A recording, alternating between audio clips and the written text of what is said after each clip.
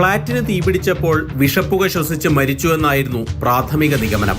പക്ഷേ പോലീസിന് തോന്നിയ ചില സംശയങ്ങളെ തുടർന്ന് നടത്തിയ വിശദമായ അന്വേഷണത്തിലാണ് കൊലപാതകമാണെന്ന് തെളിഞ്ഞത്.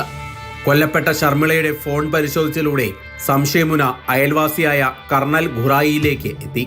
ഇയാൾ നിരവധി തവണ ഷർമിളയോട് പ്രണയാഭ്യർത്ഥന നടത്തിയിരുന്നു. സംഭവം നടന്ന ദിവസം ഷർമിളയുടെ ഫ്ളാറ്റിലേക്ക് അതിക്രമിച്ച് കയറിയ ശേഷം ഇയാൾ കടന്നു പിടിച്ചു.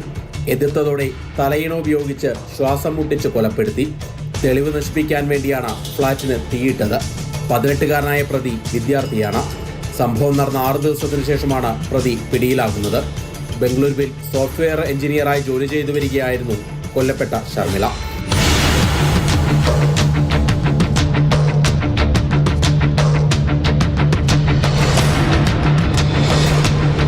മാതൃഭൂമി ന്യൂസ്, ബംഗളൂരു.